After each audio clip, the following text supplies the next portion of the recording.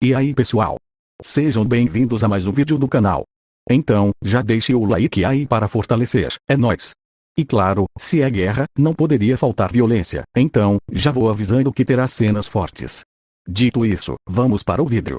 A história continua, com Neia observando o avanço dos semi-humanos, pelas aberturas da muralha. Nisso, a linha de frente inimiga chamou sua atenção. Neia tentou dizer se isso era, mas não conseguiu completar, graças à cena que presenciou. Havia um ogro de 3 metros de altura, na linha de frente inimiga. O semi-humano carregava uma arma massiva. Era algum tipo de arma de longo alcance, protegida por um escudo de madeira. Uma balista. Ao que parece, os semi-humanos poderiam utilizar armas de cerco. Muitos ogros carregavam essas armas, que deveria ser fixada em posição antes de usar, e eles pararam em uma linha. Neia se perguntou se eles as pegaram de alguma cidade, e remodelaram para atirar para cima. Os tambores trovejaram, e as balistas foram preparadas para atirar. Nisso, as muralhas da cidade começaram a sacudir. Em alguns lugares, as aberturas da muralha começaram a entrar em colapso. Eles teriam sorte de não ter nenhuma casualidade, devido às circunstâncias, mas a sorte não estava com eles agora. Uma flecha massiva despedaçou uma dessas aberturas, pois não era uma flecha comum, era uma flecha grossa, e tão alta quanto Neia. Ela percorreu o ar, e cravou-se nas muralhas. A partir desse ponto, o único nome que realmente a definiria, seria literalmente, arma de cerco. Certamente, ninguém poderia sobreviver, se fosse atingido por tal ataque. Os ogros pareciam estar se preparando para uma segunda rodada, e vendo isso, Neia os chegou. Os ogros estavam muito longe, mas era provavelmente possível que com seu arco, ela poderia acertá-los dessa distância. Entretanto, seu poder de penetração seria diminuído drasticamente, além do fato de que ela não tinha praticado tiros a longa distância como esse, dentro dos limites da cidade. Neia não sabia a distância deles, e ela não estava confiante de que podia atirar através dos escudos das balistas, e matar seus usuários. Sendo esse o caso, tudo o que eles podiam fazer era abrir os portões, e lutar uma batalha campal, até que matem o time das balistas, mas isso seria um movimento extremamente estúpido. Em outras palavras, tudo o que eles podiam fazer, era continuar recebendo o ataque do inimigo. Neia pensou que eles deveriam recuar, mas se fizessem isso, não poderiam parar o avanço inimigo. Ela se perguntava, que tipo de plano eles tinham. Apesar do inimigo estar apenas atirando de muito longe, eles teriam que se mover, para tomar as muralhas, se eles recuassem. Mas se o inimigo tomasse as muralhas, a cidade estaria perdida. Eles tomariam controle das escadas, que lideravam até as muralhas, e forçariam os soldados sobre ela a recuarem, para abrirem os portões, permitindo que a força principal dos semi-humanos entrassem na cidade. Tudo o que precisavam fazer, era forçar uma sequência de eventos, usando força e pura potência. Contudo, não havia nada que os humanos pudessem fazer sobre isso. Até remédios não conseguiria suportar, ao ser cercada e encurralada em uma batalha melee. Nesse caso, tudo o que podiam fazer era sacrificar o templo, e fugir para o leste. Porém, isso provavelmente levaria a uma situação, que eles haviam discutido anteriormente, em uma reunião estratégica. Eles seriam saqueados nas planícies, ou eles seriam atacados pelo exército, que batalhava contra as forças do sul. Então, Neia se perguntou, o que os paladinos no comando do portão oeste decidiriam, se iriam recuar, ou lutar até o fim. Enquanto Neia considerava isso, a segunda rodada veio do inimigo. As muralhas sacudiram novamente, quando os projéteis a atingiram. A tremedeira foi sentida mais intensamente do que da última vez, e ao mesmo tempo, se ouviu um som irreconhecível. Qualquer um que olhasse sua origem, testemunharia uma terrível visão. Um dos projéteis da balista tinha perfurado a muralha, e empalado um miliciano, que estava se escondendo atrás dela. Sangue borbulhou para fora de sua boca, e vários segundos depois, o homem morreu. O dardo tinha pregado ele na parede, como uma espécime de inseto, e seus braços e pernas balançavam para baixo. Gritos eclodiram à sua volta, quando os homens viram o corpo hediondo, que subitamente apareceu entre eles. Neia pegou seu colar, que o rei bruxo tinha emprestado, e mordeu seus lábios. Era um golpe fatal, nenhuma quantidade de magia de cura poderia salvá-lo. A morte de um soldado não afetava muito sua força de luta, porém, o medo gerado dessa morte grotesca, infectou os arredores. O pensamento de que eles poderiam ser os próximos, e que não havia local seguro, tinha desencadeado um instinto de sobrevivência dos homens, e seus corpos tremiam. Um dos paladinos lançou um feitiço, um Der Divine Flag, sob a bandeira divina. E graças a ele, o terror que amaldiçoava entre os milicianos, foi suprimido por um momento. Enquanto o feitiço divino, Leon's Heart, Coração de Leão, providenciar a imunidade e completar o medo, era efetivo apenas para um alvo. Em contraste, um Divine Flag afetava todos, em uma esfera em volta do lançador, sendo esse, o motivo dos paladinos estarem entre os milicianos. O paladino que lançou o feitiço gritou, dizendo para não serem medrosos, e que pegassem suas armas, para libertarem aqueles que passaram pela mesma dor que eles. Feitiços ou certas habilidades especiais podiam deixar as pessoas em pânico brevemente, mas o medo que eles sentiam vinha de seus corações. Sob os efeitos do feitiço de supressão do medo, o fogo ardeu novamente nos olhos dos milicianos.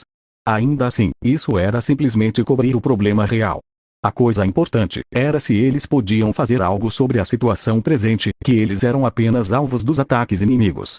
Caso contrário, as únicas coisas que iriam vir disso seriam mais mortos e feridos. Contudo, Neia não podia pensar em qualquer boa ideia. A voz soou novamente, os mandando pegar a cobertura, pois o inimigo não teria munição ilimitada, e eles não poderiam ter trazido tantas com eles. Neia entendeu, já que a maioria dos recursos deviam ter ido para o sul, em ordem para providenciar ao exército, aguardando contra as forças do sul. Então, ela se pergunta se era por isso que eles pensaram que não tinha trazido munição suficiente para as armas aqui. Ainda assim, mesmo os prisioneiros artesãos conseguiam fazer muitos desses projéteis em pouco tempo, apesar que as bestas eram um assunto diferente. Mas isso era uma aposta. Mas então, veio a terceira onda. Os ogros não estavam acostumados com tiro ao arco, e muitos deles erraram seus tiros, mas mesmo assim, muitas das aberturas da muralha desintegraram sob a terceira rodada, e haviam muitas vítimas entre os milicianos. Os dardos grandes em forma de lança podiam perfurar várias pessoas seguidas. Um Divine Flag era um feitiço que era centralizado no paladino que o tinha conjurado, o que significava que seu efeito era mais forte quando muitas pessoas estavam aglomeradas dentro do raio de efeito. Porém, isso só trouxe mais vítimas. No entanto, houve um som de asas batendo pelo ar, antes do inimigo conseguir atirar pela quarta vez. Anjos voaram pelo céu, e passaram sobre as cabeças de Neia e os outros. Enquanto eles eram anjos do mais baixo nível, eles foram em direção dos semi-humanos. Eles tinham um marcador, pegando fogo em suas mãos direitas, e seguravam arremessadores com um pano saindo de fora da sua boca, nas suas mãos esquerdas. Esses arremessadores claramente continham óleo, ou espíritos poderosos. Em outras palavras, eles estavam carregando armas de lançar explosivos, bombas incendiárias. Claro, as chamas produzidas por essas armas não iriam ferir oponentes resistentes a fogo nem um pouco, ou semi-humanos com couros grossos, ou treinados, com corpos musculosos. Por outro lado, haviam também aqueles semi-humanos que não conseguiam lidar com fogo, e danificar as balistas também pararia o ataque inimigo. Os anjos encheram o céu sobre os ogros carregando as balistas, e acenderam seus arremessadores. Contudo, eles não tiveram nem tempo de lançá-los para baixo, quando o som de semi-humanos batendo as asas tomaram o céu. Eles eram pteróposes.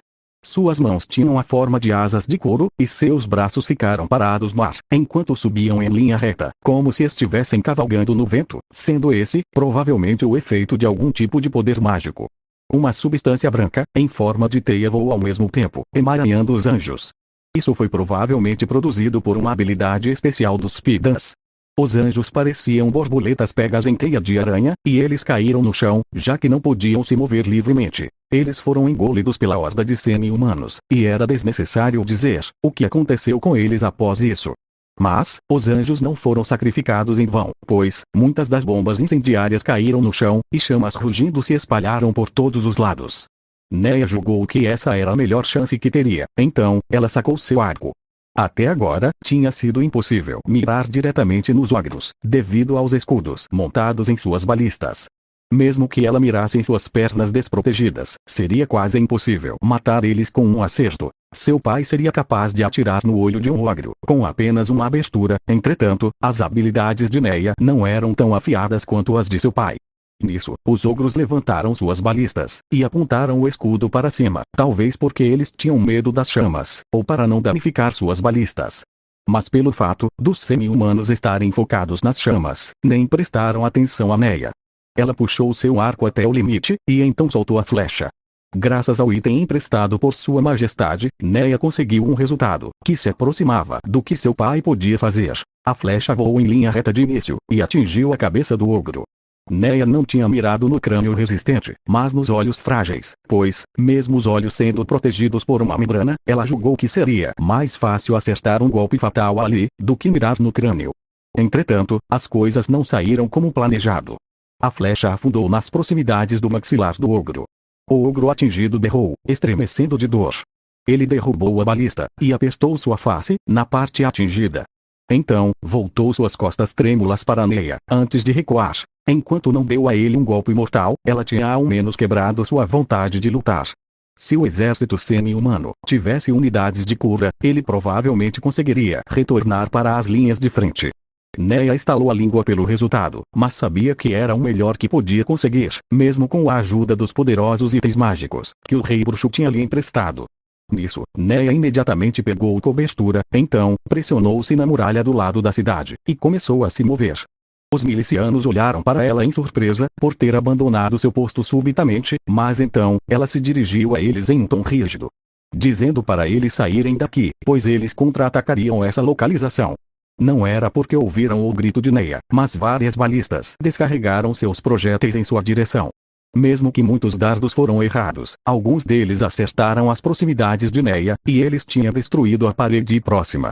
Se a sorte de Neia estivesse pior, ela talvez teria sido empalada por um desses dardos. Ela espiou os semi-humanos novamente. O caos dos anjos, e o ataque de fogo estava sendo constantemente contido, e os ogros levantaram suas balistas novamente.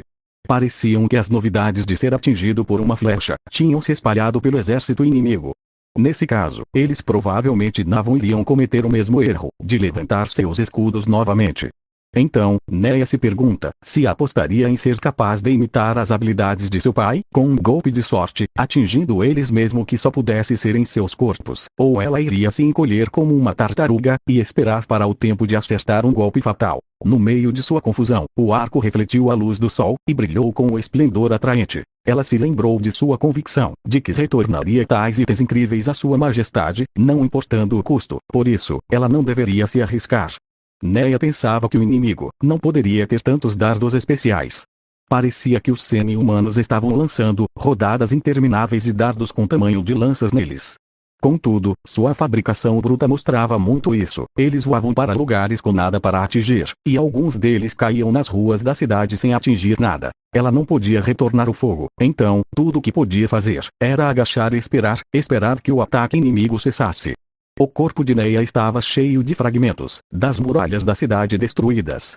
Alguns milicianos sem sorte, haviam sido atingidos e morreram no lugar, mas os outros estavam simplesmente rezando em silêncio, para que o ataque inimigo parasse, já que não podiam fazer mais nada. Logo, ela ouviu um poderoso som, uma batida de um tambor massivo. O mesmo som se repetiu 4 vezes. Na distância, o mesmo som veio, do que parecia ser o lado esquerdo da formação inimiga. Neia considerou, se eles estavam comunicando informações, pelo número de batidas de tambor. Parecia que as asas esquerdas e direitas estava usando isso para coordenar suas operações. Se pudesse entrar e furtar um desses tambores, ela bateria selvagemente nele, e assim, deveria quebrar a coesão inimiga, mas obviamente, seria impossível. O inimigo deveria saber a importância desses tambores, portanto, eles estariam como uma guarda, nesse caso, quem poderia investir em seu acampamento. Talvez um aventureiro pudesse usar Invisibility, ou Silence, e outros feitiços para causar o caos entre os inimigos, e então se infiltrar. Isso fez Neia pensar que não haveria motivos em ter esperanças no impossível. Mas ainda assim, não haviam dúvidas de que o inimigo estava mudando suas táticas. Neia, e muitos milicianos, levantaram nervosamente para espiar os movimentos do inimigo. Com isso, seus corações tremeram profundamente. Era um sentimento combinado de choque, medo e raiva furiosa. O exército arrumado, do outro lado da muralha, estava finalmente avançando. Asas esquerda e direita das forças da aliança semi-humana avançaram em paralelo, enquanto o destacamento central se aproximava do portão da cidade, em formação de camadas. Os semi-humanos avançavam, com passos que sacudiam o chão, como se quisessem caçar e matar Neia e os outros. E então havia uma outra unidade, uma muito pequena, que parecia estar flanqueando a cidade.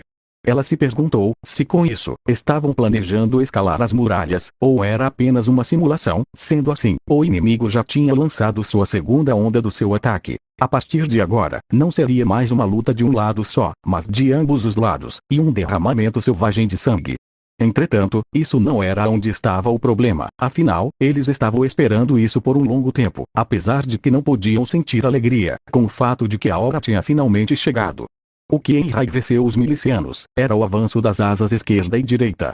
A maioria das unidades eram compostas de várias espécies diferentes. Enquanto eles não tinham o senso de unidade, eles tinham duas coisas em comum. A primeira era que todos estavam carregando escadas de cerco. Em outras palavras, era uma unidade que deveria escalar a muralha e invadir a cidade.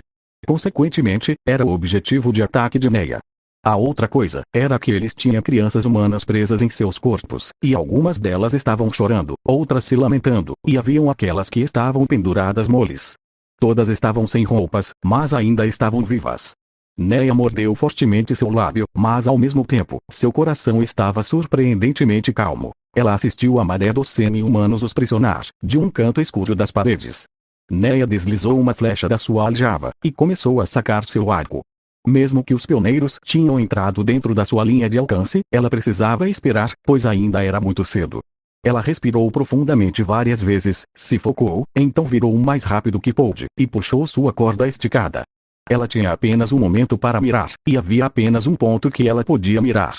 Confirmando o local, Neia soltou a flecha, que sem qualquer hesitação, perfurou o escudo humano, o peito da criança, e o semi-humano atrás dela, com apenas um tiro. Talvez mesmo esse poderoso tiro seria duramente pressionado para derrubar um ogro e sua estamina absurda. Contudo, o semi-humano que ela tinha atingido não parecia possuir uma vitalidade sem sentido. Neia não ligou para o semi-humano que ela tinha derrubado, e puxou outra flecha. Ela matou uma pessoa, uma criança presa na frente do semi-humano, e por isso, suas mãos não paravam de tremer. Tudo que ela via era preto, e seu coração estava tremendo. Mesmo que ela soubesse que isso aconteceria, e ainda tinha se preparado para isso, ela não conseguiria evitar tal reação. Fim. É isso, pessoal. Esse foi o vídeo de hoje, e se gostaram, deixe o like, compartilhe e se inscreva, se ainda não for inscrito. Fico feliz que tenha assistido até o fim. Obrigado por sua visualização e nos vemos no próximo vídeo.